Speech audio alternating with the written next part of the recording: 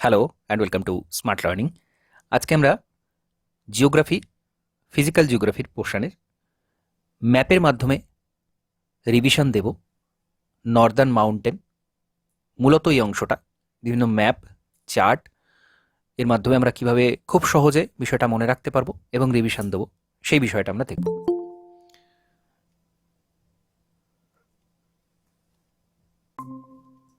তো শুধুমাত্র ম্যাপ আর চার্টের মাধ্যমে আমি বিষয়টা বলবো খুব সংক্ষেপে, কিন্তু খুবই ইনফরমেটিভ এখানে বিষয় রয়েছে এবং ম্যাপটা খুব ভালো করে আমাদের সবার আগে বুঝতে হবে। হিমালয় অঞ্চলে যে ম্যাপটা আমরা ড্র করে থাকি বা বিভিন্ন জায়গাতে যে ম্যাপটা দেখে থাকি, আমি সেই ম্যাপটা এখানে রেখেছি। একটু আমি খুব গুরুত্ব সহকারে এই জায়গাটা একটু কনসেন্ট্রেট করতে বলবো। এই জায়গাটা দেখা যাচ্ছে তো, ম্যাপটা আশা করছি দেখা যাচ্ছে। তো আমি এখানটা একটু পয়েন্ট আউট করবো এই জায়গাগুলো।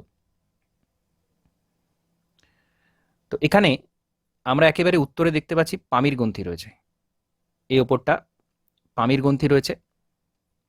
হিন্দুকুশ বেরিয়ে গেছে একদিকে, একদিকে কুয়েনলুন বেরিয়ে গেছে, আর ঠিক তার নিচে রয়েছে কারাকোরাম। আমরা যদি কাশ্মীরের ম্যাপটা দেখি, একেবারে উত্তর দিকে কারাকোরাম রেঞ্জ কিন্তু রয়েছে, খুব গুরুত্বপূর্ণ কারাকোরাম। আচ্ছা, কারাকোরামের পরে যে রেঞ্জটা রয়েছে সেটা হচ্ছে লাদাখ। কারাকোরাম, লাদাখ, তারপরে জাস্কার। সিকোয়েন্সটা খুব গুরুত্বপূর্ণ। কারাকোরাম, লাদাখ, জাস্কার, KLJ। এরপরে হিমালয়ের রেঞ্জগুলো শুরু হচ্ছে। শিবালিক, হিমাচল, হিমাদ্রি, তিনটে পরপর রেঞ্জ এখানে রয়েছে।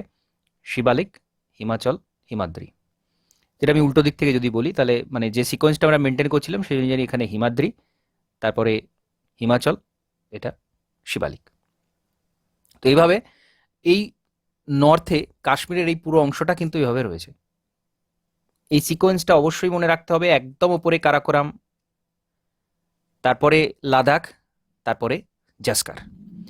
এবং এখানে আমরা কতগুলো মাউন্টেন পিক রয়েছে যেটা খুব গুরুত্বপূর্ণ। এখানে নাঙ্গা পর্বত আমরা দেখতে পাচ্ছি, নাঙ্গা পর্বত, এখানে নাঙ্গা পর্বত,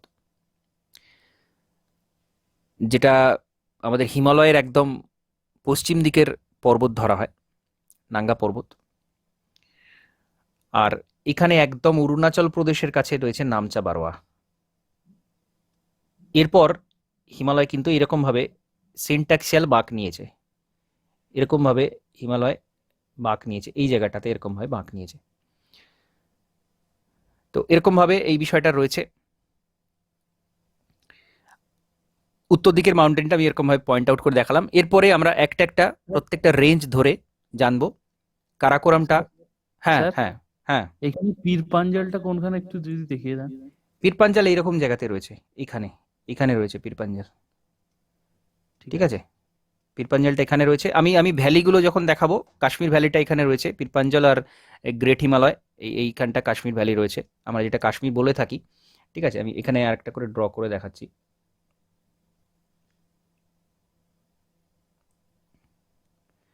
এটা কাশ্মীরের মূল অংশ, আর কাশ্মীর ভ্যালিটা হচ্ছে এরকম জায়গাতে, যেটা আমরা কাশ্মীর বলে থাকি, কাশ্মীর উপত্যকা, যেটা এরকমভাবে বিস্তৃত কাশ্মীর উপত্যকা। এবার এখানে পীরপাঞ্জাল রয়েছে, পীরপাঞ্জাল, আর এখানে উচ্চ হিমালয়, যেটা গ্রেট হিমালয় যেটা বলছি আমরা, এরকম জায়গাতে পড়ছে কাশ্মীর উপত্যকা। ঠিক আছে, পীরপাঞ্জাল রেঞ্জ, ওই যে গুলমার্গ টুলমার্গ বলা হয়, যেটা কাশ্মীরের সবচেয়ে সুন্দর জায়গা গুলমার্গ, তো সেটা কিন্তু এই পীরপাঞ্জাল রেঞ্জের মধ্যেই পড়ছে। তো আমি ওগুলোতে আসবো, তার আগে আমি এই কারাকোরাম সম্পর্কে ডিটেলসে আমি একটু বলে নিই, তারপরে আমি ওই অংশটাতে আসছি।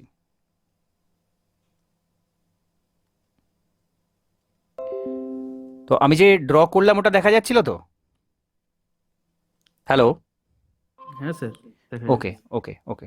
আমি কারাকোরাম সম্পর্কে কিছু ইনফরমেশন এখানে রয়েছে যেটা খুবই গুরুত্বপূর্ণ, চার্টের মাধ্যমে দেয়া রয়েছে। আমরা কারাকোরামের অবস্থানটা প্রথমে জেনে নিলাম, এবার কারাকোরাম সম্পর্কে ইম্পর্টেন্ট ইনফরমেশন যেগুলো সেগুলো একটু দেখে নেব। প্রথমে রয়েছে কতটা এক্সটেনশন, কতটা এক্সটেন্ড করছে। পামির থেকে শুরু করছে, যেটা পামির আমরা একেবারে কারাকোরামের উপরে আমরা পামির আগেই পয়েন্ট আউট করেছি, সে জায়গা থেকে শুরু হচ্ছে, যেটা গিলগিট রিভার, গিলগিট রিভারের পূর্ব দিকে। গিলগিট আমরা যখন রিভার পড়েছি তখন আমরা জেনেছি এখানে সায়ক রয়েছে উপরে, সিন্ধুর যেটা উপনদী, আর তারপরে এখানে কিন্তু গিলগিট রয়েছে। তো গিলগিটের পূর্ব দিকে থেকে শুরু করে এটা 600 কিলোমিটার পর্যন্ত বিস্তৃত, এবং এর উইথটা হচ্ছে 120 থেকে 140 কিলোমিটার। দৈর্ঘ্যে 600 কিলোমিটার, উইথটা 120 থেকে 140 কিলোমিটার। এটা হচ্ছে এর দৈর্ঘ্য এবং প্রস্থ। আচ্ছা, এর একটা নাম রয়েছে, একটা পুরাতন নাম রয়েছে, সেটাকে বলা হচ্ছে কৃষ্ণগিরি। খুব গুরুত্বপূর্ণ, কৃষ্ণগিরি, কৃষ্ণগিরি। কারাকোরামকে কৃষ্ণগিরি বলা হয়। আর এটা হচ্ছে ট্রান্স হিমালয়ের একটা পার্ট, অর্থাৎ ওই যেটা আমরা টেথিস বলে থাকি, টেথিসের কিন্তু একটা পার্ট, এবং এটা ইউরেশীয় পাতের অংশ। ইউরেশীয় পাত, অর্থাৎ এই যে হিমালয় উৎপত্তি হয়েছে, হিমালয় উৎপত্তির ভারতীয় পাত এবং ইউরেশীয় পাত, ভারতীয় পাতটা ইউরেশীয় পাতের নিচে ঢুকে যাচ্ছে, সেই কারণেই হিমালয়ের উত্থানটা হয়েছে। এবং এই যে কারাকোরাম, এটা কিন্তু ইউরেশীয় পাতের একটা অংশ।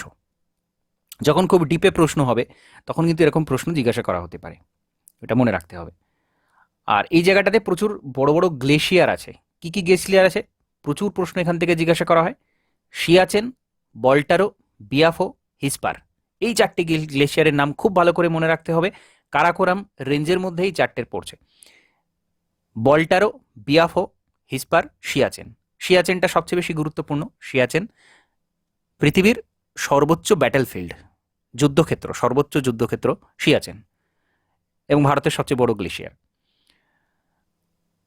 এটা কিন্তু এই কারাকোরাম রেঞ্জে পড়ছে। ঘুরিয়ে প্রশ্ন হতে পারে যে আমাদের সবচেয়ে বড় যে গ্লেশিয়ারটা রয়েছে, সবচেয়ে বিস্তৃত দৈর্ঘ্যতম যে গ্লেশিয়ার, সেটা কোন রেঞ্জে, মাউন্টেন রেঞ্জের মধ্যে পড়ে? তো সেটা কারাকোরামের মধ্যে পড়ে। আর কারাকোরামের যে সর্বোচ্চ শৃঙ্গ, সেটা K2 আমরা জানি, বা গডউইন অস্টিন যেটা বলা হয়, উচ্চতা 8611 মিটার, যেটা পৃথিবীর দ্বিতীয় উচ্চতম শৃঙ্গ। আর এখানে আরও কিছু গুরুত্বপূর্ণ পিক রয়েছে: গাসের ব্রুম 1, গাসের ব্রুম 2, হিডেন পিক, ব্রড পিক। খুব গুরুত্বপূর্ণ, বারবার এরকম ধরনের প্রশ্ন করা হয়, বারবার এরকম ধরনের প্রশ্ন কিন্তু আসে।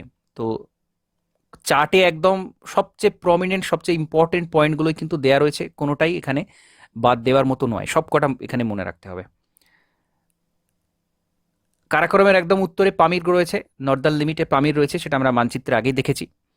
আঘিল মাউন্টেন আর ইয়ারকান্দ রিভার দক্ষিণ দিকে এখানে রয়েছে। আর একদম উত্তর দিকে তো সায়ক রয়েছে, যেটা আগেই বললাম যে সায়ক কিন্তু এখানে একেবারে উত্তর দিক দিয়ে প্রবাহিত। তো প্রত্যেকটা ইনফরমেশন এখানে মাথায় রাখতে হবে, ম্যাপ স্টাডিটা করতে হবে। তো প্রথমে আমরা কি দেখেছিলাম?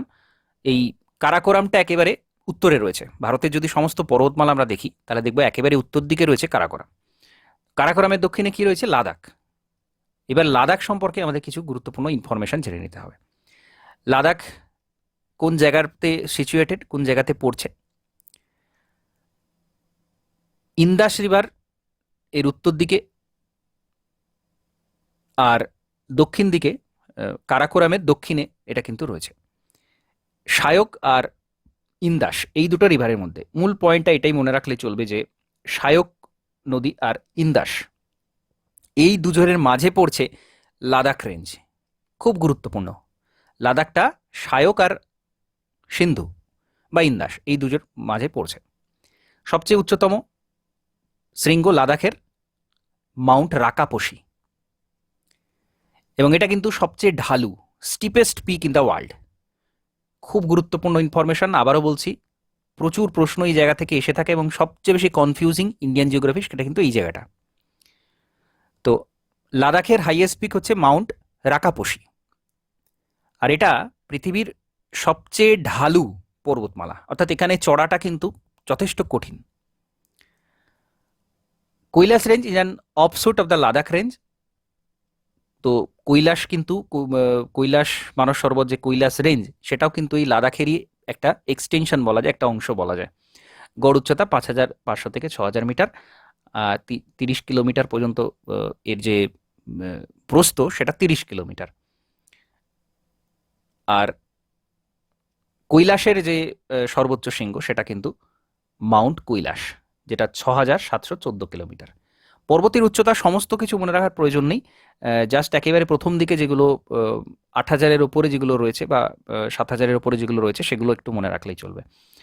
অন্তত যদি সিকোয়েন্সে সাজাতে দেয়, সেই সাজানোটা যেন করা যায় সেরকমভাবে তৈরি করে রাখতে হবে। মানে একদম আমি বলছি না 4টে যে অক্ষর রয়েছে, 4টে যে সংখ্যা রয়েছে সেই 4টে সংখ্যাই মনে রাখতে হবে, মোটামুটি যেন সাজানো যায় পরপর সেইভাবে একটু মনে রাখতে হবে বিষয়গুলোকে।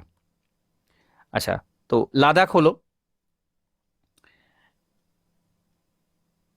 এখানে এই হাইয়েস্ট পিকের যে কোনটা কার হাইয়েস্ট পিক সেখানে এখানে কিছুটা চার্টে দেওয়া রয়েছে। কারাকোরাম, যেটা মাউন্ট কেটু, গডউইন অস্টিন। লাদাখের মাউন্ট রাকাপোশি। কৈলাসের মাউন্ট কৈলাস। আচ্ছা, এবার গ্রেট হিমালয় বা হিমাদ্রি। পরপর যে 4টে অংশ রয়েছে, প্রথমে শিবালিক, হিমাচল, তারপরে হিমাদ্রি, তারপর তেথিস।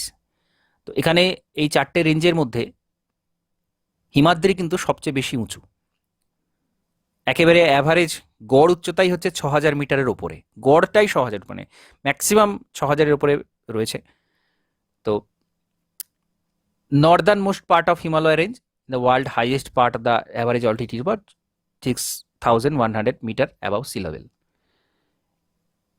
মাউন্ট এভারেস্ট থেকে শুরু করে মাকালু, মানসালু, অন্নপূর্ণা, কাঞ্চনজঙ্ঘা, নাঙ্গা পর্বত, এই সমস্ত কিন্তু হিমাদ্রির মধ্যে পড়ছে। কাঞ্চনজঙ্ঘা, যেটা সিকিমে রয়েছে কাঞ্চনজঙ্ঘা, সেটাও কিন্তু এই গ্রেট হিমালয় বা হিমাদ্রির অংশ, এটা মনে রাখতে হবে।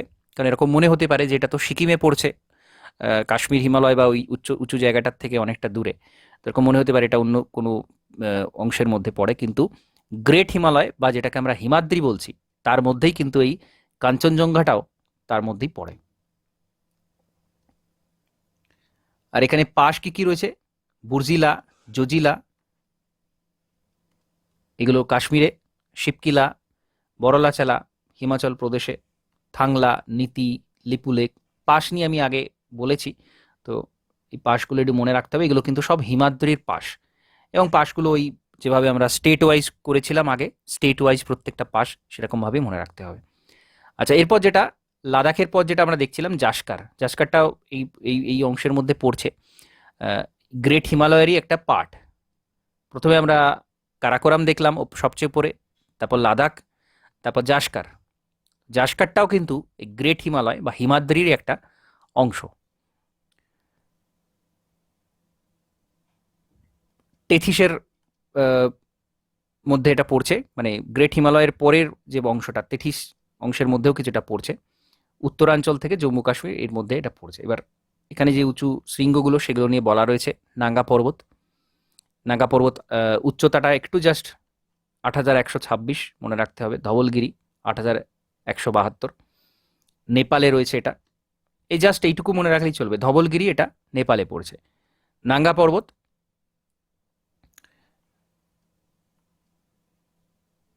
এটা জাস্কারের নর্থ ওয়েস্ট পোর্শনে নাগা পর্বতটা পড়ছে, উত্তর পশ্চিমে পড়ছে। এরপর লেসার হিমালয়, মানে যেটাকে আমরা হিমাচল বলছি, পীরপাঞ্জালটা কিন্তু এর মধ্যে পড়ছে।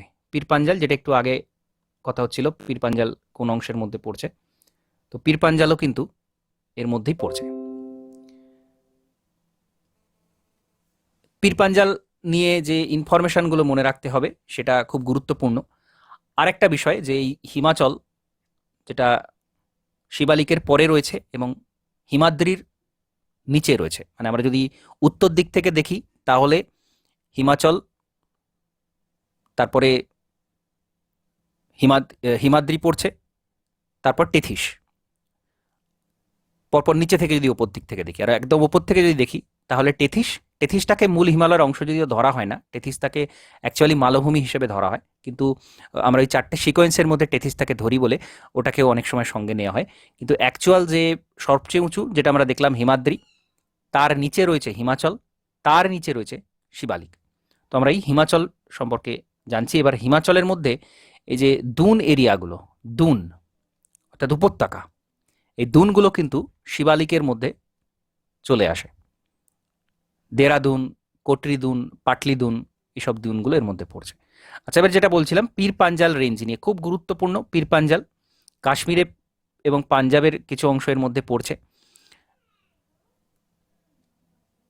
কাশ্মীর উপত্যকা দিয়ে জাস্কার রেঞ্জের সাথে এটা পৃথক করা হয়েছে। কিষানগঙ্গা, ঝিলাম, চেনাব এর মধ্য দিয়ে পীর পাঞ্জাল রেঞ্জের মধ্য দিয়েই গেছে। পীর পাঞ্জাল পাস, বানিহাল পাস, এগুলো এই পীর পাঞ্জালের মধ্যে রেঞ্জের মধ্যে পড়ছে। পীর পাঞ্জালটা তো মনে রাখাটা ঠিকই আছে, পীর পাঞ্জালের মধ্যে পীর পাঞ্জাল পড়বে স্বাভাবিক, কিন্তু বানিহালটাও কিন্তু এই পীর পাঞ্জালের মধ্যেই পড়ছে।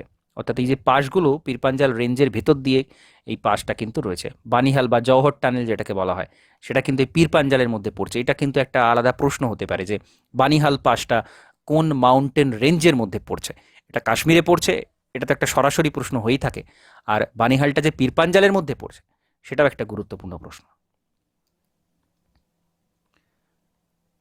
আচ্ছা, এরপর ধওলাধর, এটাই লেসার হিমালয় যেটা বলা হচ্ছে, হিমাচল যেটা বলা হচ্ছে, তার দক্ষিণ দিকে রয়েছে। এটা 4000 মিটার গড় উচ্চতা, মহাভারত রেঞ্জের পর্যন্ত এটা বিস্তৃত। কৈলাস, গৌরজুন্ডা, তুরাল, দ্রোমেডারি, এই সমস্ত পিকগুলো এখানে রয়েছে। সেই অর্থে গুরুত্বপূর্ণ নয়, যথেষ্ট নিচু পিক, জাস্ট একটু পড়ে নিলে এখানটা চলবে, এখানটা সেরকম কিছু ইনফরমেশন নেই। কাংড়া ভ্যালি, কাংড়া উপত্যকা, এটা কিন্তু এই ধওলাধর এর মধ্যে পড়ছে, বিয়াস রিভারের যেটা দক্ষিণে। তো এই কাংড়া উপত্যকাটা কিন্তু এর মধ্যে রয়েছে, এটা মনে রাখতে হবে। ধওলাধর রেঞ্জের এটা গুরুত্বপূর্ণ একটা ইনফরমেশন। আর শিবালিক, যেটা হিমালয়ের একেবারে দক্ষিণের অংশ, যেটা সবচেয়ে নিচু অংশ, যেটা শেষবার ভূমিকম্পের ফলে তৈরি হয়েছিল, শিবালিক রেঞ্জটা, যেটা জম্মু কাশ্মীর থেকে বিস্তৃত হয়েছে একদম অরুণাচল প্রদেশ পর্যন্ত।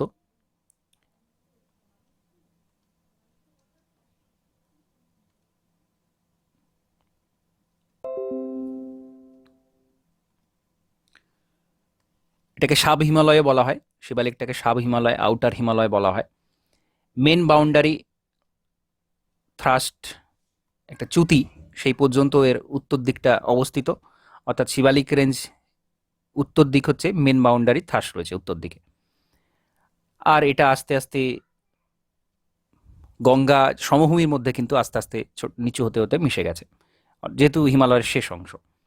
এবং ইয়ংগেস্ট পার্ট যেটা বললাম, একেবারে শেষ ভূ উত্থান যেটা হয়েছিল ভূমিকম্প, তার ফলে কিন্তু এই শিবালিকটা উৎপত্তি হয়েছে। এটা ইয়ংগেস্ট পার্ট, সবচেয়ে নতুন পার্ট। এবার এখানে চার্ট যেটা রয়েছে, বললাম ম্যাপের পর চার্টটা গুরুত্বপূর্ণ, কি কি মাউন্টেন এবং কোথায় সেটা অবস্থিত। একদম প্রথম দিকেরগুলো কয়েকটা উচ্চতা মনে রাখতে হবে। মাউন্ট এভারেস্ট নেপালে রয়েছে 8848.86 মিটার, যেটা একেবারে নতুন, যেটা লেটেস্ট, সেটাই মনে রাখতে হবে, 8848.86 মিটার। কাঞ্চনজঙ্ঘা সিকিমে পড়ছে 8598, মাকালু 8481 নেপালে পড়ছে। আচ্ছা, এটা নেপালে যেগুলো রয়েছে এর উচ্চতা মনে রাখার প্রয়োজন নেই, কিন্তু এটা যে নেপাল হিমালয় রয়েছে সেটা একটু মনে রাখতে হবে। মাকালু, চয়ু, ধবলগিরি, মনসালু, এগুলো সব নেপালে পড়ছে। অন্নপূর্ণা, হিমালচুলি, এগুলো নেপালে। অন্নপূর্ণা, হিমালচুলি, ধবলগিরি, মাকালু, মনসালু, এগুলো সব নেপালের পিক, এটা একটু মনে রাখতে হবে। আর নেপালের সম্পর্কে আরেকটা বিষয় মনে রাখতে হবে, মধ্য হিমালয়, যেটা হিমালয়ের আমরা তিনটে পূর্ব থেকে পশ্চিমে যে ভাগটা করি, পশ্চিম হিমালয়, মধ্য হিমালয় আর পূর্ব হিমালয়, এই তিনটে ভাগের মধ্যে নেপাল পুরোটাই মধ্য হিমালয়ের মধ্যে পড়ছে। অর্থাৎ নেপালের যে সীমারেখা, সেটাই পুরোটাই হচ্ছে মধ্য হিমালয়। তো এই নেপালের সব এই পিকগুলো, বড় বড় যে পিকগুলোর নাম আমরা দেখছি, সেগুলো সব ওই মধ্য হিমালয়ের মধ্যে পড়ছে। আচ্ছা, নন্দা দেবী এই পিকটা কিন্তু উত্তরাঞ্চলে রয়েছে বা উত্তরাখণ্ডে রয়েছে। নন্দা দেবী আর কামেট, এটা উত্তরাঞ্চলে রয়েছে। আর নামচা বারোয়া তো আমরা প্রথমে ম্যাপে দেখলাম, যেটা অরুণাচল প্রদেশে নামচা বারোয়া রয়েছে। তো এইগুলো একটু মনে রাখতে হবে। গণেশ, চুরেন হিমাল, এগুলো আবার নেপালে পড়ছে। গৌরীশঙ্কর, আপি হিমাল, এগুলো নেপালে পড়ছে।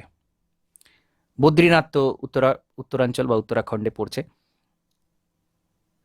তো এগুলো মোটামুটি একটু একটু স্টেটগুলো আর নেপালে যেগুলো নেপালে পড়ছে এটা একটু মনে রাখতে হবে।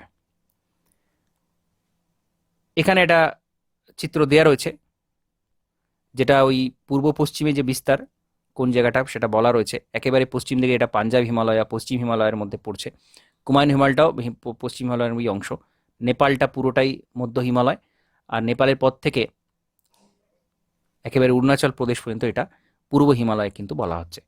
অর্থাৎ আমাদের এই যে পশ্চিমবঙ্গের উপরে শৃঙ্গ বা সিকিমের যে অংশটা সেটা পুরোটাই পূর্ব হিমালয়ের অংশ। আর সিন্ধু নদটা এখানে চিত্রে দেখানো রয়েছে। সিন্ধু নদটা উপর দিয়ে কীভাবে গেছে এখানে দেখানো রয়েছে। এই সিন্ধুটা বলা হয় অ্যান্টিসিডেন্ট রিভার, কারণ এখানে আমরা একটু ভালো করে লক্ষ্য করলেই বুঝতে পারবো যে সিন্ধু, শতদ্রু এরা কিন্তু হিমালয়কে কেটে, অর্থাৎ হিমালয়তে উত্থান হয়েছে, একসময় হিমালয় ছিল না। যখন হিমালয় ছিল না তখন কিন্তু এই নদীগুলো তার আগে থেকেই ছিল। এই ইন্দাস, সতলুজ আর এখানে ব্রহ্মপুত্র, এরা প্রত্যেকে হিমালয়কে কাট করে ভারতে প্রবেশ করেছে। তার কারণটা কি? যখন উত্থান শুরু হয়েছে, উত্থান তো হঠাৎ করে একদিনে তো একদম সমতল থেকে হিমালয় একদিনে উত্থান হয়ে যায়নি, ধীরে ধীরে উঠেছে। তো ওঠার সাথে সাথে এই ইন্দাস, সতলেজ আর ব্রহ্মপুত্র এরা তিনজন তাদের ক্ষয়টা বজায় রেখে ওঠার সাথে সাথে তার বেশি বেশি ক্ষয় করে তারা কিন্তু তাদের অস্তিত্বটাকে বজায় রাখতে পেরেছে। নাহলে তারা কিন্তু হারিয়ে যেত। মানে একটা জল, একটা নদী রয়েছে, তার মাঝখান থেকে যদি সেটা উপরে উঠে যায় সেই এলাকাটা, সেই সেই মৃত্তিকাটা, তাহলে তো সেই নদীটা হারিয়ে যাবে। কিন্তু তার থেকেও বেশি ক্ষয় করে এরা বজায় রেখেছে। এগুলোকে বলা হয় অ্যান্টিসিডেন্ট রিভার। অ্যান্টিসিডেন্ট রিভার টার্মটা মনে রাখতে হবে, ফিজিক্যাল জিওগ্রাফি একটা গুরুত্বপূর্ণ টার্ম। অ্যান্টিসিডেন্ট এইভাবে হচ্ছে ইন্দাস, সুটলেজ আর ব্রহ্মপুত্র, এগুলো অ্যান্টিসিডেন্ট রিভারের উদাহরণ। আচ্ছা, এরপর লোকেশন বেসিসে ওই যেটা আমরা পশ্চিম থেকে পূর্বে যে ভাগটা বললাম, সেই অংশটার লোকেশন বেসিসে ভাগটা বলা রয়েছে, কোথা থেকে কোথা পর্যন্ত একটু জেনে নেওয়া প্রয়োজন। এটা প্রশ্ন করা হয় অনেক সময়। পাঞ্জাব হিমালয়টা কত দূর বিস্তৃত? ইন্দাস আর সুটলেজ এদের মধ্যে যতটুকু পড়ছে ততটুকু বলা হয় পাঞ্জাব হিমালয়। অর্থাৎ সিন্ধু আর শতদ্রুর মধ্যবর্তী অংশ পাঞ্জাব হিমালয়। কুমায়ুন হিমালয় এটা শতদ্রু থেকে কালী নদী, নেপালের যে কালী নদী রয়েছে সেই পর্যন্ত কুমায়ুন হিমালয়, যেটা পুরোপুরি উত্তরাঞ্চলের মধ্যে পড়ছে। পুরোপুরি উত্তরাঞ্চল বা উত্তরাখণ্ড রাজ্যে পুরোটাই, কুমায়ুন হিমালয় পুরোটাই উত্তরাখণ্ড রাজ্যে পড়ছে, এটুকু মনে রাখলেই চলবে। এটা থেকে প্রশ্ন জিজ্ঞেস করা হয়, এই কুমায়ুন হিমালয় কোথায়, কোন রাজ্যের মধ্যে পড়ছে? এটা উত্তরাখণ্ড। আচ্ছা, নেপাল হিমালয় যেটা বললাম মধ্য হিমালয় পুরোটা। কালী নদী পশ্চিম দিকে, নেপালের একেবারে পশ্চিম দিকে কালী নদী রয়েছে, যেটা আমাদের রিসেন্টলি নেপালের একটা ম্যাপ বের করেছিল, যেটা নিয়ে ডিসপুট দেখা দিয়েছিল যে নেপাল ভারতের বেশ কিছুটা অংশ দাবি করছে। তো সেই কালী নদী একেবারে নেপালের পশ্চিম দিকে প্রবাহিত। সেই কালী নদী থেকে তিস্তা পর্যন্ত, আমাদের পশ্চিমবঙ্গ সিকিমের যে তিস্তা রয়েছে সেই তিস্তা পর্যন্ত নেপাল হিমালয়। আর তার পরবর্তী অংশটাকে আবার আসাম হিমালয় ভাগ করা হচ্ছে, তিস্তা থেকে দার্জিলিং, দিহং পর্যন্ত অরুণাচল প্রদেশে। তো এইটুকু মনে রাখতে হবে, কোথা থেকে কোন জায়গাটা কতটা বিস্তৃত সেটা মনে রাখতে হবে। আচ্ছা, পূর্বাচল, নর্থ ইস্টার্ন হিমালয়া যে অংশটা রয়েছে, পুরোপুরি এখানে খুব সুউচ্চ শৃঙ্গ অতটা দেখা না গেলেও এখানে ম্যাপটা দেখলেই বোঝা যাবে। পূর্ব দিকে আমাদের উত্তর পূর্বের যে রাজ্যগুলো রয়েছে, সিকিম থেকে শুরু করে একেবারে, তো সেখানে খুব বড় বড় পর্বত দেখা যায় না। অরুণাচল প্রদেশে দু একটা বড় শৃঙ্গ রয়েছে। তো সেখানের এরিয়াটা খুব গুরুত্বপূর্ণ, সেই জিওগ্রাফিটা আমাদের একটু জানতে হবে। নর্থ ইস্টার্ন হাইল্যান্ড, তো এটাকে ইকোলজিক্যাল হটস্পটও বলা হয়, কারণ হচ্ছে এই জায়গা থেকে প্রচুর বৃষ্টি হয়। আমি ক্লাইমেটোলজিতে বলেছিলাম, বা ইন্ডিয়ান ক্লাইমেট পড়া থেকে বলেছিলাম যে এখানে এই যে সিনট্যাক্সিয়াল বেন্ড, এই যে বাঁকটা রয়েছে, হিমালয়ের এই যে বাঁকটা, এটার কারণে কিন্তু এখানে প্রচুর বৃষ্টি হয়। আমি একটু এটা ড্র করে দেখাচ্ছি। তো এখানে উত্তর পূর্বে ম্যাপটা রয়েছে, আমরা দেখতে পাচ্ছি এখানে নামচা বারোয়া এই জায়গাটাতে রয়েছে হিমালয়ের। এটা একেবারে পূর্ব দিকের যে শৃঙ্গ সেটা হচ্ছে নামচা বারোয়া। এইরকম একটা বাঁক রয়েছে। তো এখানে দক্ষিণ পশ্চিম মৌসুমী বায়ু যখন প্রবেশ করলো বঙ্গোপসাগরীয় শাখা প্রথম এসে কিন্তু এইদিকে ধাক্কা মারছে হিমালয় এই জায়গাতে। কারণ তার আগে তার কাছে কোনো বড় বাধা নেই, এই জায়গাতেই সেজন্য বৃষ্টিটা প্রথম হয়।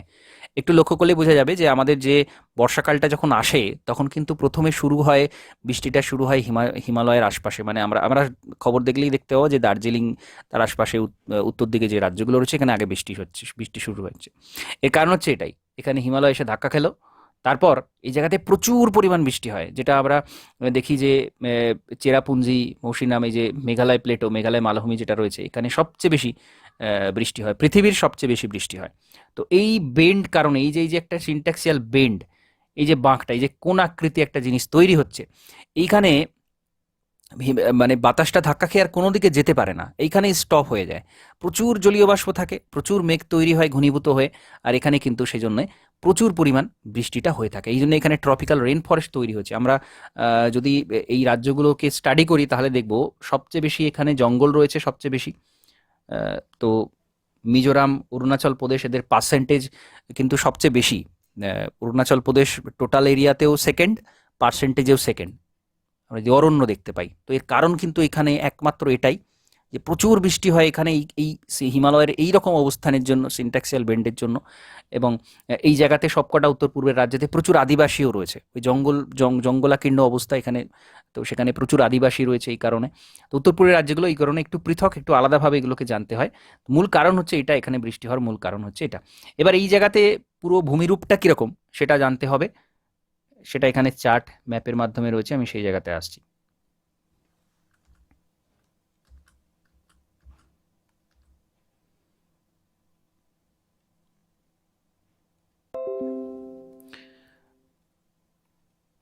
তো ইকোলজিক্যাল হটস্পট কেন বলা হয় সেটা বোঝা যাচ্ছে, এখানে প্রচুর যে জঙ্গলাকীর্ণ অবস্থা রয়েছে তার জন্য এই জায়গাতে প্রচুর বায়োডাইভার্সিটি তৈরি হয়েছে, প্রচুর বন্য প্রাণী, নানা রকম উদ্ভিদ দেখতে পাওয়া যায় এখানে। তো বেন্ড সাউথওয়ার্ড, এই বিষয়টাই লেখা আছে। এই জায়গাটা পূর্বাচল বলা হচ্ছে, নর্থ ইস্ট ফ্রন্টার অংশ এটাকে বলা হচ্ছে। মিসমি হিল, পাটকই বুম, মিসমি এই জায়গাটা বলা হচ্ছে এই জায়গাটাকে। নাগাল্যান্ড, মণিপুর, নর্থ মিজো, ত্রিপুরা হিল, এই সমস্ত পাহাড় এখানে রয়েছে। তো এখানে পরপর প্রত্যেকটা পাহাড় আলোচনা করা রয়েছে, খুব ইম্পর্টেন্ট, খুবই ইম্পর্টেন্ট। আমি ছোট ছোট করে পয়েন্টগুলো এখানে বলা রয়েছে, আমি বলছি এগুলো। প্রথমে মিসমি, মিসমিটা এরকম জায়গাতে রয়েছে। মিসমিটা একেবারে ওই অরুণাচল প্রদেশ এর নিচেই, কিন্তু নিচের দিকটা করে একটু মিসমি হিলটা রয়েছে। এবং এটা হচ্ছে পূর্বাচল যে পাহাড়, পূর্বাচল যে বলা হচ্ছে, এই পুরো এরিয়াটাকে, যে ম্যাপটা রয়েছে এই পুরোটাকেই পূর্বাচল বলা হয়। এবং পূর্বাচল পাহাড়ের এই জায়গাটা কিন্তু সবচেয়ে বড়, সবচেয়ে উচ্চতম অংশ, দিবং ডিস্ট্রিক্টে পড়ছে। স্যার স্ক্রিনে কিছু দেখা যাচ্ছে না, আপনি কিছু যদি এঁকে থাকেন কিছু বোঝা যাচ্ছে না। এই পিডিএফটা দেখা যাচ্ছে? হ্যাঁ, শুধু পিডিএফটা দেখা যাচ্ছে। হ্যাঁ, আমি এখানে ড্র সেরকম কিছু করছি না, এর আগে যেটা আমি ড্র করে দেখালাম সেটা দেখা গেছে। হ্যাঁ হ্যাঁ, সেটা দেখা গেছে। ওকে ওকে ওকে, আমি এখানে সেরকম কিছু ড্র করছি না, আমি জাস্ট বলছি। তো এখানে এটা ব্রহ্মপুত্র, এখানে একটা জর্জ তৈরি করেছে, যেটা স্বাভাবিক যে এইটাকে যখন কাট করে ঢুকছে ব্রহ্মপুত্র, সেখানে খুব গভীর একটা গিরিখাত তৈরি হবে। তো এই জায়গাতে সেটা রয়েছে। আচ্ছা, এরপর পাটকই বুম, পাটকই বুম এটাও অরুণাচল প্রদেশ অংশেই পড়ছে এবং নাগাল্যান্ডে কিছুটা পড়ছে। তারপর নাগা রেঞ্জ,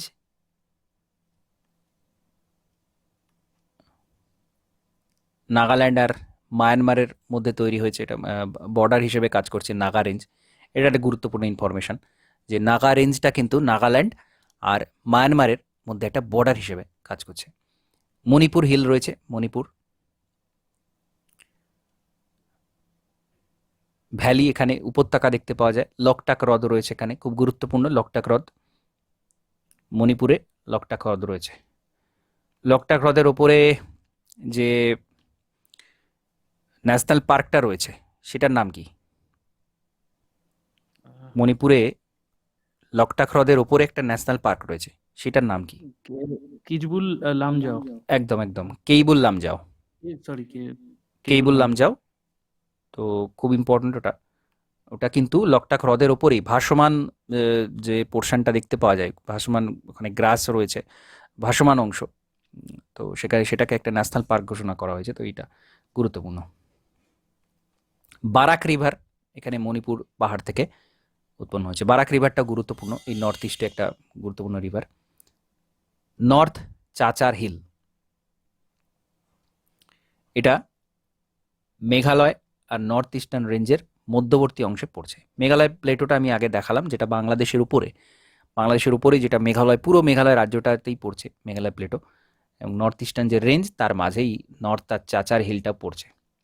জাস্ট নামগুলো একটু মনে রাখতে হবে, এখানে খুব বেশি ইনফরমেশন মনে রাখার প্রয়োজন নেই। যেগুলো একটু গুরুত্বপূর্ণ, যে ওই নাগাটা যেমন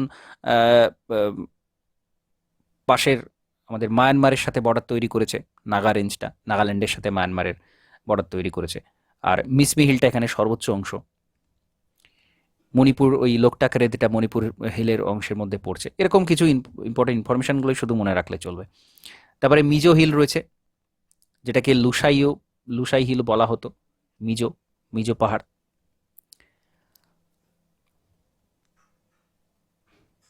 আচ্ছা, আরাকান ইউমা একটা পার্ট পড়ছে। আরাকান ইউমাটা কি?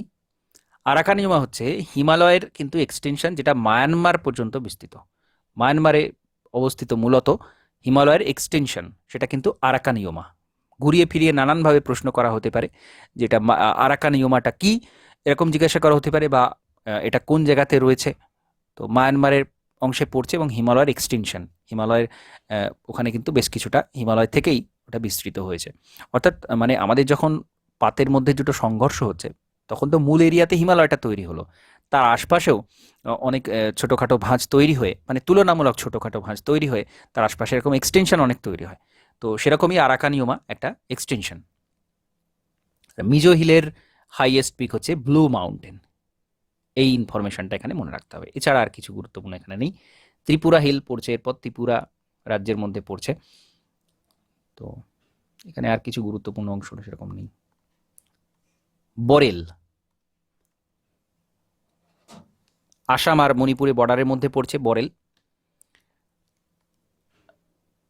লাইমাটল হিল মণিপুরে, ড্রাফলা অরুণাচল প্রদেশ।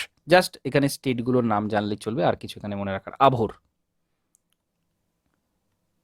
আবোর হিলটা কিন্তু এই অরুণাচল প্রদেশ আর চায়নার বর্ডারের কাছে পড়ছে। আবোর, এটা একটু মনে রাখতে হবে।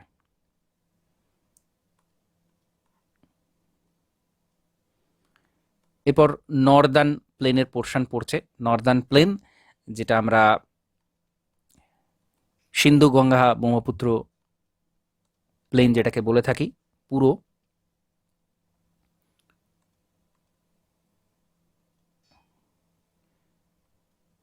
নর্দার্ন প্লেনের ছবিটা দেখা যাচ্ছে। আমি এখানে একটু ড্র করে দেখাচ্ছি পুরো অংশটা, খুব গুরুত্বপূর্ণ। ম্যাপ দেখে আমাদের প্রথমে একটু বুঝে নিতে হবে। সিন্ধু রয়েছে এখানে, উপনদী শাখা নদী পরপর বিস্তৃত, সিন্ধু, ব্রহ্মপুত্র, আর এখানে গঙ্গা, উপনদী শাখা নদী নিয়ে বিস্তৃত। তো এই পুরো অংশটা, এই যে সমতল অংশটা, এটা হচ্ছে নর্দার্ন প্লেন। নর্দার্ন প্লেনের মধ্যে অনেকগুলো ভাগ আছে। রাজস্থান প্লেন, রাজস্থানে এই অংশটা রাজস্থান প্লেন। পাঞ্জাব হরিয়ানা প্লেন, পাঞ্জাব হরিয়ানার এই অংশটা। আপার গঙ্গা প্লেন, উচ্চ গঙ্গা সমভূমি, অর্থাৎ গঙ্গার একেবারে উচ্চ গতির থেকে যখনই হরিদ্বারে নামছে, ওই জায়গাটা থেকেই শুরু হচ্ছে উচ্চ গঙ্গা। মধ্য গঙ্গা প্লেন, উত্তরপ্রদেশ বিহারের অংশটা রয়েছে। আর লোয়ার গঙ্গা প্লেন, যেটা পুরোটাই পশ্চিমবঙ্গে রয়েছে। আর এখানে ব্রহ্মপুত্র প্লেন, যেটা আসাম, মূলত আসামের ওপর দিয়ে বিস্তৃত ব্রহ্মপুত্র প্লেন। তো এই হচ্ছে পুরো নর্দার্ন প্লেন। নর্দার্ন প্লেনের এই ডিভিশনগুলো কিন্তু এরকম, একটু মাথার মধ্যে ছবিটা একটু মনে করে নিতে হবে যে এই জায়গাতে এটা রয়েছে।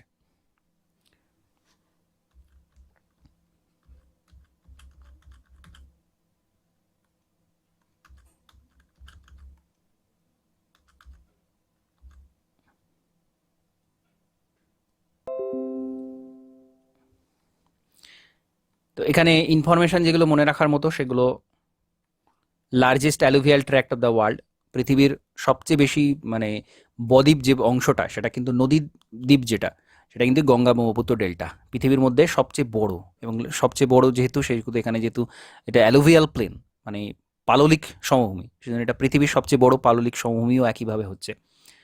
তো খুবই গুরুত্বপূর্ণ এই কারণে এখানে এত ফার্টাইল, এখানে সবচেয়ে বেশি কৃষিকাজটাও কিন্তু সেই কারণেই হয়ে থাকে। আর এই যে বিস্তারটা একটু জানতে হবে, 2400 কিলোমিটার লম্বায় বিস্তৃত, আর 150 থেকে 300 কিলোমিটার হচ্ছে এর প্রস্থ। ভাঙ্গার, যেটা ওল্ড অ্যালুভিয়াম তাকে ভাঙ্গার বলে, প্রাচীন মালভূমি তাকে ভাঙ্গার বলে, নতুন যে পলি তাকে বলা হচ্ছে খাদার। আর ভাবর কাকে বলা হচ্ছে? ভাবর হচ্ছে হিমালয়ের ওই যে শিবালিক অংশ, শিবালিকের পরে যে সমভূমিটা শুরু হচ্ছে, সেখানে নানা রকম কাকর মিশ্রিত, নুড়ি মিশ্রিত, কাকর মিশ্রিত মৃত্তিকা দেখতে পাওয়া যায়, সেটাকে বলা হচ্ছে ভাবর। তো ভাঙ্গার আর ভাবরের মধ্যে কিন্তু কনফিউজড হলে হবে না। ভাঙ্গার যেটা প্রাচীন পলি, আর ভাবর, ভাবর হচ্ছে নুড়ি কাকর মিশ্রিত একটা মৃত্তিকা, সেটাকে বলা হচ্ছে ভাবর। কেন নুড়ি কাকর? কারণ ওই শিবালিকের পরেই যখন সমভূমি শুরু হচ্ছে, তখন শিবালিক থেকে যে সমস্ত নদীগুলো তারা বয়ে আনছে, নদীগুলো কিন্তু এই সমস্ত বড় বড় পাথর সেগুলোকে ক্ষয় করে এখানে কিন্তু জমা করে, যেগুলো ছোট ছোট নুড়ি আকারে জমা হয়। তো সেই জন্য ভাবরটা কিন্তু এখানে রয়েছে। আর তরাই রয়েছে dam, থিকলি forest area, Bhabar stream রিঅ্যাপিয়ার। তো এই ভাবরে যেহেতু এটা নুড়ি কাকর সমন্বিত, এখান দিয়ে যখন নদীটা প্রবাহিত হয়, তো এর নিচে দিয়ে কিন্তু প্রবাহিত হয়, কারণ এটা পোরাস প্রবেশ্য, নিচের মধ্য দিয়ে কিন্তু এটা প্রবাহিত হয়। আর তরাইতে এসে আবার ওই নদীগুলো কিন্তু পুনরাবির্ভাব হয়, আবার কিন্তু নদীগুলোকে মাটির ওপরেই দেখতে পাওয়া যায়। তো তরাইটা কিন্তু স্যাঁতস্যাঁতে জলাকীর্ণ, জঙ্গলাকীর্ণ স্যাঁতস্যাঁতে এরিয়া, এটাকেই তরাই বলা হচ্ছে। তো এই পার্ট মনে রাখতে হবে এগুলো। রাজস্থান প্লেন, যেটা একেবারে পশ্চিম দিকে আমরা দেখলাম, সেটা পশ্চিম রাজস্থানে বিস্তৃত অংশে রয়েছে। আর রাজস্থানে কিছুটা পূর্ব দিকে সেটা সেমি এরিড এরিয়া, কিছুটা সেখানে এরিড রিজিয়ন, পুরোপুরি এরিড নয়, সেমি এরিড। আর একেবারে থর ডেজার্ট যেটা পড়ছে একেবারে পশ্চিম দিকে, যেটা সবচেয়ে বেশি শুষ্ক, সবচেয়ে বেশি ভয়ঙ্কর যে মরু অংশ, সেটা থর ডেজার্ট। আর লুনি এর মধ্য দিয়ে প্রবাহিত, রাজস্থানের মধ্য দিয়ে প্রবাহিত। সম্বর কিন্তু এখানে হ্রদ রয়েছে, খুব গুরুত্বপূর্ণ, রাজস্থান প্লেনের মধ্যে পড়ছে, রাজস্থান ডিস্ট্রিক্টের, সরি, রাজ্যের মধ্যে কিন্তু এই সম্বর, আমাদের যে ইনল্যান্ড এরিয়া, ভারতের মধ্যেকার যে ভূমি, সেখানের মধ্যে সবচেয়ে বড় লবণাক্ত হ্রদ হচ্ছে এই সম্বর, লার্জেস্ট। এছাড়াও আরও কিছু রয়েছে, দিদওয়ানা, দিগানা, কুচামান, এরকম অনেক হ্রদ এখানে দেখতে পাওয়া যায়, সবকটা লবণাক্ত হ্রদ। তার মধ্যে সম্বরটা হচ্ছে ভারতের মধ্যে সবচেয়ে বড় ইনল্যান্ড। ভারতের যদি সবচেয়ে বড় লেগুন বলা হয়, বা লবণাক্ত হ্রদ যদি সরাসরি শুধুমাত্র ভারতের জিজ্ঞাসা করা হয়, তাহলে সেটা অবশ্যই চিল্কা। কিন্তু যেহেতু এটা ইনল্যান্ড বলা হবে, যদি বলা হয় যে ইনল্যান্ড সবচেয়ে বড়, তাহলে সম্বর লার্জেস্ট। লুনি বেসিনটা এর মধ্যে পড়ছে। আচ্ছা, এরপর পাঞ্জাব হরিয়ানা প্লেন রয়েছে, যমুনা রিভার পশ্চিম দিকে এটা পর্যন্ত বিস্তৃত। আর এখানে দোয়াব বলা হচ্ছে দুটো নদীর মধ্যবর্তী যে এলাকা, সেটাকে বলা হয় দোয়াব। খুব ফার্টাইল এরিয়া হয়, দুটো নদী পাশাপাশি প্রবাহিত, তার মধ্যবর্তী যে এলাকা, সেটাকে বলা হচ্ছে দোয়াব। বেথ, ধায়া, ধায়া এবং বেট, এই দুটো পাঞ্জাবের লোকাল ল্যাঙ্গুয়েজ, ধায়া এবং বেট।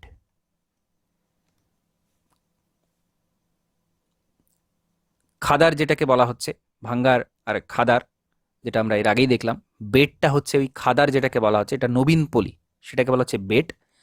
আর ধায়াটা কিন্তু প্রাচীন পলি, যেটা ভাঙ্গার বলছি আমরা, সেটা পাঞ্জাবে লোকাল ল্যাঙ্গুয়েজে ওরা ধায়া বলে। এরপর গঙ্গা প্লেন, দিল্লি থেকে কলকাতা পর্যন্ত বিস্তৃত অংশে উত্তরপ্রদেশ, বিহার, পশ্চিমবঙ্গের মধ্যে পড়ছে গঙ্গা প্লেন। নদীগুলো গুরুত্বপূর্ণ, গঙ্গা, গোমতী, ঘরঘরা, গণ্ডক, কোশি, সোন, যমুনা, সব কটা কিন্তু খুব ফার্টাইল, ভারতের সবচেয়ে ফার্টাইল এরিয়া গঙ্গা প্লেন, এবং সবচেয়ে বেশি জনসংখ্যা এই অংশেই দেখতে পাওয়া যায়। আর ব্রহ্মপুত্র প্লেন যদি দেখা হয়, তাহলে দেখব অরুণাচল প্রদেশের কিছুটা অংশ পড়ছে, ম্যাক্সিমামটাই কিন্তু আসাম রাজ্যের মধ্যে পড়ছে। আর এর আশপাশে কিন্তু ওই যে পর্বতগুলো প্রথমে দেখলাম, পাটকই, নাগা, গারো, খাসি, এই সমস্তগুলো কিন্তু এর আশপাশে অবস্থিত। এরপর প্লেটো রিজিয়নটা রয়েছে, physiographic division Indian peninsular region, খুব গুরুত্বপূর্ণ। এখানে খুব সুন্দর একটা ম্যাপ দেওয়া রয়েছে পরপর, খুব গুরুত্বপূর্ণ।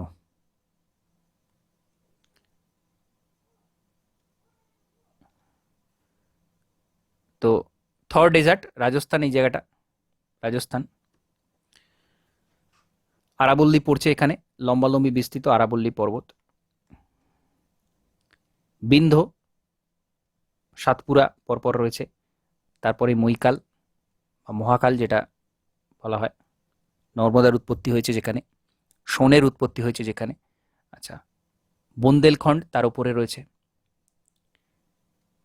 সেন্ট্রাল প্লেটো, আচ্ছা ছোটনাগপুর প্লেটো এখানে, যেটা আমরা বলছি খনিজ ভাণ্ডার, ভারতের খনিজ ভাণ্ডার, ঝাড়খণ্ড আর পশ্চিমবঙ্গের কিছু অংশ নিয়ে ছোটনাগপুর প্লেটো। তার নিচে Chhattisgarh plain, Chhattisgarh plain area.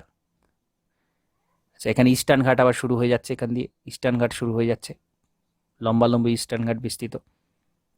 Eastern ঘাট, ইস্টার্ন ঘাট মাঝে মাঝে ব্রেক রয়েছে, বড় বড় নদী যে প্লেন এরিয়া, যেমন গোদাবরী প্লেন, গোদাবরী ভ্যালি এখানে। কৃষ্ণা কাবেরীগুলো দেয়া নেই, কিন্তু এখানে কৃষ্ণাটাও রয়েছে, কাবেরীটা এই অঞ্চলে। আচ্ছা, পুরো এটা ইস্টার্ন ঘাট হলো, এই জায়গাটা ওয়েস্টার্ন ঘাট, পুরোটা ওয়েস্টার্ন ঘাট। অজন্তা রেঞ্জ, বালাঘাট রেঞ্জ এই জায়গাতে রয়েছে, খুব গুরুত্বপূর্ণ। এটা পুরোটাই মহারাষ্ট্র প্লেটোর মধ্যে পড়ছে, মানে ডেকান প্লেটো। ডেকান প্লেটো যেটা আমরা করি, আমরা দাক্ষিণাত্য মালভূমিটা তো এরকম, এদিকে পূর্বঘাট, এদিকে পশ্চিমঘাট। তো ডেকান প্লেটোর মধ্যে মূলত তিনটে ভাগ রয়েছে, মহারাষ্ট্র, এদিকে কর্ণাটক, আর এদিকে তেলেঙ্গানা, এই মূল তিনটে ভাগ রয়েছে। তো এই জায়গাটা আমরা দেখে বুঝতে পারছি এটা মহারাষ্ট্র যে প্লেটো সেই অংশ। তো অজন্তা রেঞ্জটা কিন্তু এইখানে পড়ছে, অজন্তা ইলোরা গুহাচিত্র যেটা আমরা জানি সেটা কিন্তু এইখানে, আর বালাঘাট রেঞ্জটাও এখানে পড়ছে।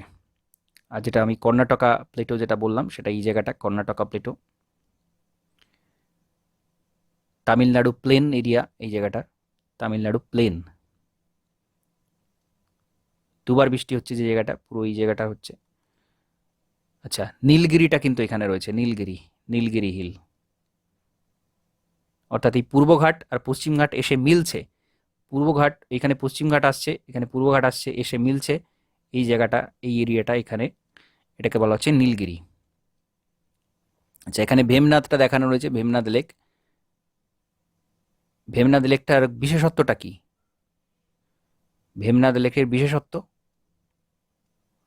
ভেমনাথ লেক হচ্ছে, হ্যাঁ ব্যাকওয়াটার। হ্যাঁ হ্যাঁ, ব্যাকওয়াটার তো বটেই, উপকূল অঞ্চলে রয়েছে ব্যাকওয়াটার। আর একটা গুরুত্বপূর্ণ বৈশিষ্ট্য রয়েছে ভেমনাথ। ভেমনাথ হচ্ছে ভারতের লংগেস্ট লেক, দীর্ঘতম। এর শেপটা এরকম লম্বা, ওকে। লার্জেস্ট যদি বলা হয়, সব দিক থেকে যদি লার্জেস্ট বলা হয় তাহলে চিল্কা। মিষ্টি জলের largest Wular. Inland brackish water, inland সেটা সম্বর। আর যদি দীর্ঘতম বলা হয়, দৈর্ঘ্যে সবচেয়ে লম্বা, সেটা হচ্ছে কি ভেমনাথ। তো বোট রেস হয়ে থাকে এই লম্বা আকৃতির জন্য, খুব গুরুত্বপূর্ণ। তো এটা কেরালাতে অবস্থিত, এটা মনে রাখতে হবে, কেরালাতে রয়েছে। আচ্ছা, চিল্কাটা তো এখানে রয়েছে, চিল্কা এতটাই বড় যে ভারতে এরকম একটা ম্যাপ দিয়ে সেখানে তার খাঁজটা আমরা দেখতে পাচ্ছি, তাহলে সেটা কতটা বড়। তো চিল্কা, এটাও একটা ব্যাকওয়াটার বলা যায়, লেগুন যেটাকে আমরা বলি সেটা।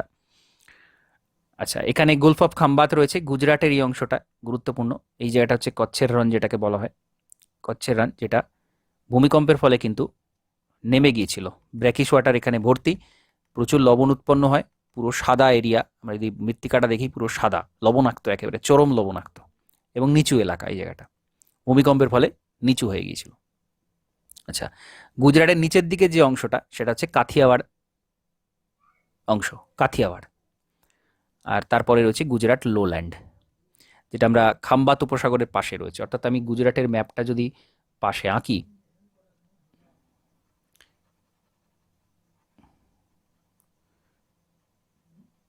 গুজরাটের ম্যাপটা যদি এখানে আঁকি তাহলে দেখব এরকম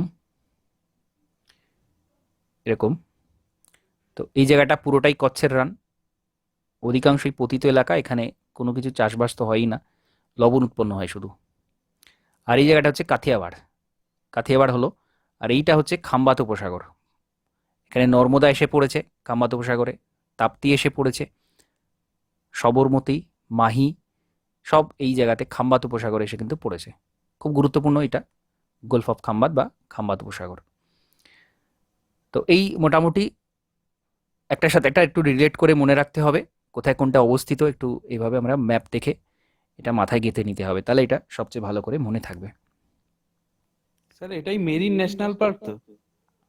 হ্যাঁ হ্যাঁ হ্যাঁ, মেরাইন ন্যাশনাল পার্ক এখানে গুজরাটে একটা রয়েছে, অবশ্যই এখানেই পড়ছে ওটা। পুরোটা আমরা যতটা বেশি রিলেট করে মনে রাখতে পারবো তত ভালো। তাহলে পুরো একটার সাথে একটা, মানে পুরোটাই তো জিওগ্রাফির সাথে রিলেটেড, আমাদের ভূমিরূপ যেরকম হবে আমাদের বাকি আশপাশের সব জিনিসগুলো সেরকম হবে। তো ইভেন হিস্ট্রিও, আমরা হিস্ট্রিও জিওগ্রাফি দিয়ে পুরো মনে রাখতে পারি, জিওগ্রাফির সাথে পুরোপুরি রিলেটেড, হিস্ট্রির সাথে জিওগ্রাফির পুরো ইন্টার রিলেশন রয়েছে, এনভায়রনমেন্টের সাথে তো রয়েছে, বাকি অন্যান্য অনেক সাবজেক্টের সাথেই রয়েছে জিওগ্রাফির সাথে রিলেশন। আচ্ছা, এখানে আরাবল্লীটা যেটা আগে হলো, আরাবল্লী সম্পর্কে কিছু ইম্পর্টেন্ট ইনফরমেশন রয়েছে। সেমি ডেজার্ট রিজিয়ন, এখানে তো বৃষ্টি হয় না আমরা জানি। আরাবল্লী পর্বত যেহেতু উত্তর দক্ষিণে বিস্তৃত, আমাদের যে দক্ষিণ পশ্চিম মৌসুমী বায়ুর আরব সাগরীয় শাখা, সেটা আরাবল্লী পর্বতের পাশ দিয়েই চলে যায়, কিন্তু আরাবল্লী পর্বতে ধাক্কা লেগে যে শৈলতক্ষে বৃষ্টি হবে সেটা সুযোগ হয় না। তো এই আরাবল্লীর অঞ্চল সেখানে শুষ্কই থাকে, বা আরাবল্লীর আশপাশের অংশটা শুষ্কই থাকে। এবং এটা কিন্তু বিশ্বের সবচেয়ে পুরাতন ফোল্ড মাউন্টেন। আরাবল্লীও একসময় হিমালয়ের মতোই ছিল, ভাঁজপ্রাপ্ত মাউন্টেন ছিল একটা সময়, কিন্তু এটা দীর্ঘকাল ক্ষয়ের ফলে বর্তমান একেবারে যথেষ্ট, মানে মালভূমি বলা যায়, পর্বতও বলা যায় না, কিন্তু আমরা বলি কারণ এর মূল অংশটা কিন্তু, মানে একটা সময় এটা কিন্তু ফোল মাউন্টেনই ছিল, যথেষ্ট উঁচু ছিল, কিন্তু বর্তমানে এটা পৃথিবীর সবচেয়ে পুরাতন মাউন্টেন হিসেবে রয়ে গেছে। আর এর সর্বোচ্চ শৃঙ্গটা খুবই গুরুত্বপূর্ণ, গুরু শিখর, আরাবল্লীর সর্বোচ্চ অংশ গুরু শিখর, 1722 মিটার, যেটা আবু হিল বলা হয়, সেই হিলের সর্বোচ্চ যে উঁচু অংশটা সেটা গুরু শিখর বলা হচ্ছে, 1722 মিটার উচ্চতাটা কিন্তু এখানে মনে রাখতে হবে, খুব গুরুত্বপূর্ণ। আরাবল্লীর সবচেয়ে উঁচু অংশ গুরু শিখর, 1722 মিটার। আচ্ছা, বিন্ধ্য, যেটা আমি দেখালাম যে বিন্ধ্যটা রয়েছে নর্মদার উত্তরে রয়েছে বিন্ধ্য, এটা একটা ব্লক মাউন্টেন। আর এটা স্যান্ডস্টোন, সেল, কোয়ার্জাইট, এটা প্রয়োজন নেই, জাস্ট একটু দেখে রাখা প্রয়োজন। এটা বেলে পাথর দিয়ে তৈরি, বেলে পাথর, সেল, কোয়ার্জাইট এসব রয়েছে। আর কিছুটা ব্যাসল্টও দেখতে পাওয়া যাচ্ছে। আচ্ছা, রিফট ভ্যালি এখান দিয়ে প্রবাহিত। সাতপুরা, আমি এটা বলে নিয়ে আমি ওই জায়গাটা একটু দেখাবো ড্র করে। সাতপুরা সর্বোচ্চ শৃঙ্গ হচ্ছে ধূপগড়, এটা গুরুত্বপূর্ণ, পাঁচমারির কাছে রয়েছে, 1350 মিটার উচ্চতাটাও জানতে হবে। আর নর্মদা আর তাপ্তি, তাপ্তি নর্মদা সাতপুরার উত্তরে প্রবাহিত, তাপ্তি সাতপুরা দক্ষিণে প্রবাহিত। আর রাজরাপ্পা হিল পশ্চিম দিকে, আর পূর্ব দিকে মহাদেব হিল পর্যন্ত এর বিস্তার। আচ্ছা, মৈকাল, যেটা আমরা দেখলাম বিন্ধ্য সাতপুরার পাশে ছিল, ডান দিকে ছিল, এটা মনে রাখতে হবে, বিন্ধ্য সাতপুরা শেষ হচ্ছে, এটা অ্যাকচুয়ালি বিন্ধ্য সাতপুরার এক্সটেনশন বলা যায় মৈকালটা, extension part of Satpura system, মধ্যপ্রদেশের মধ্যে পড়ছে, সাতপুরার এক্সটেনশন হচ্ছে মৈকাল। আর অমরকণ্টক, অমরকণ্টকের হাইয়েস্ট পিক, যেখান থেকে কিনা নর্মদার উৎপত্তিটা হচ্ছে, মৈকাল। আচ্ছা, এটা আমি একটু ড্র করে দেখাই, এই পোর্শনটা নর্মদা, তাপ্তি, সাতপুরা, প্রত্যেকটা একটার সাথে একটা ইন্টার রিলেটেড। তো আমরা যদি ভারতের এই অংশটা দেখি,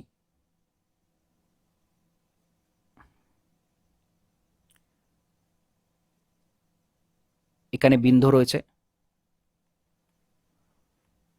এখানে নর্মদা এসে পড়ছে, তারপর রয়েছে সাতপুরা, এখানে তাপ্তি বা তাপি যেটাকে বলা হয়। নর্মদা আর তাপি এরা রিফট ভ্যালি উপত্যকার মধ্যে কিন্তু প্রবাহিত। কিরকম উপত্যকাটা? স্তূপ পর্বত রয়েছে এখানে, বিন্ধ্য,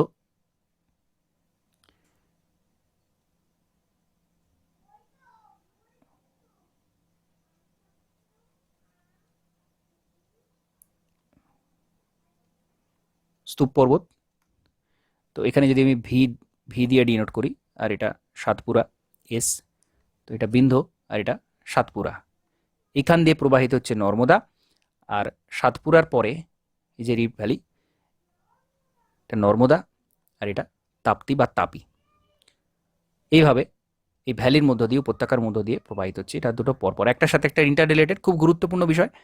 আর এটা পুরোটাই দুটোই কিন্তু এই খাম্বাত উপসাগরে এসে পড়েছে, নর্মদা আর তাপি। ওকে, আচ্ছা, এটা হলো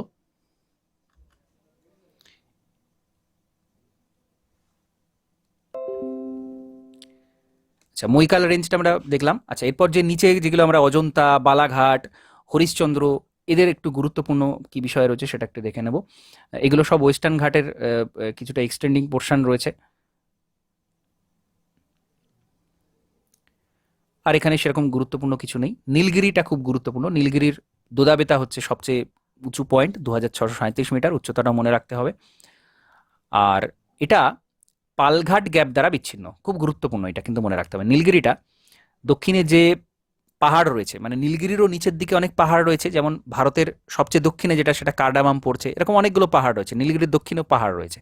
তো নীলগিরির দক্ষিণে এই যে পাহাড়গুলো রয়েছে, মাঝখানে পালঘাট গ্যাপ রয়েছে। পালঘাট গ্যাপ এটা কিন্তু নীলগিরির দক্ষিণে রয়েছে, খুব গুরুত্বপূর্ণ ইনফরমেশন। এরপর আনাইমালাই, যেটা দক্ষিণাত্যের সর্বোচ্চ শৃঙ্গ বলা হয়, দক্ষিণ ভারতের আনাইমুদি 2695 মিটার সর্বোচ্চ। আর কার্ডামাম যেটা বললাম, একদম ভারতের যে মূল ভূখণ্ড তার সর্বদক্ষিণে অবস্থিত যে পাহাড় সেটা হচ্ছে কার্ডামাম। আর রাজমহল পাহাড়, যেটা ছোটনাগপুর মালভূমিতে রয়েছে। রাজমহলের গুরুত্বটা কি?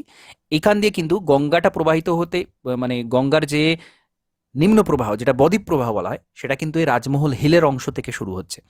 তো এটা গুরুত্বপূর্ণ বিষয়, মনে রাখতে হবে। আচ্ছা, সহ্যাদ্রি, পশ্চিমঘাট পর্বতকেই সহ্যাদ্রি বলা হয়, ওয়েস্টার্ন ঘাট। 1600 কিলোমিটার বিস্তৃত,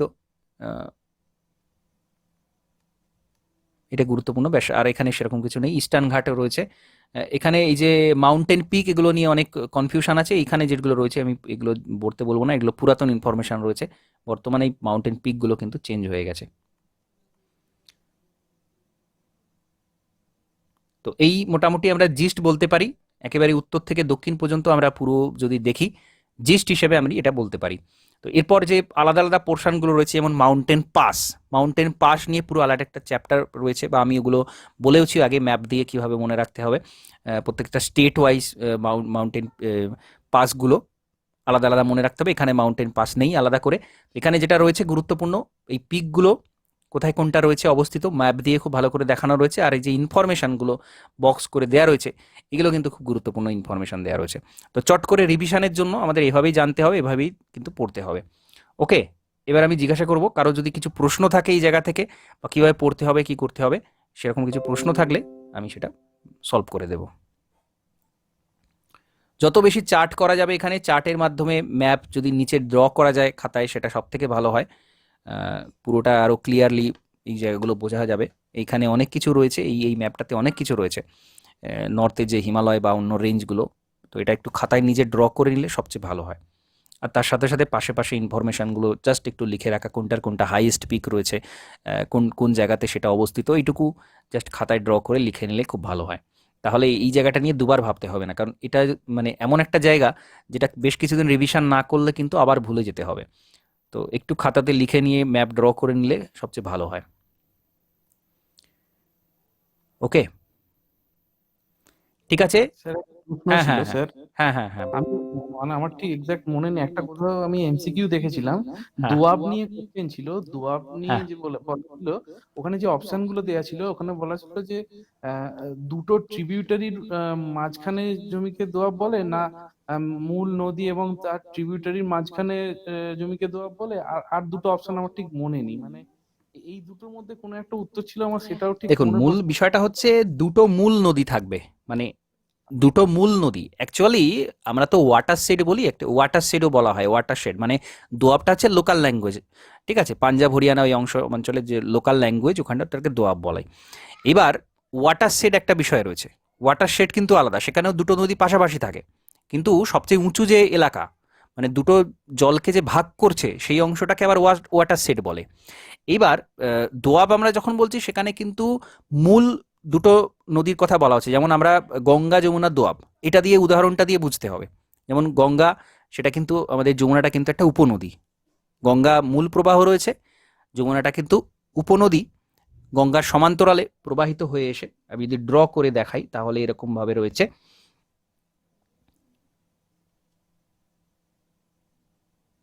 এই গঙ্গা আর এখানে যমুনা দেখানোই রয়েছে। তো এর মাঝের যে অংশ এটাকে আমরা দোয়াব বলছি। এখন গঙ্গাটা মূল নদী আর যমুনাটা উপনদী।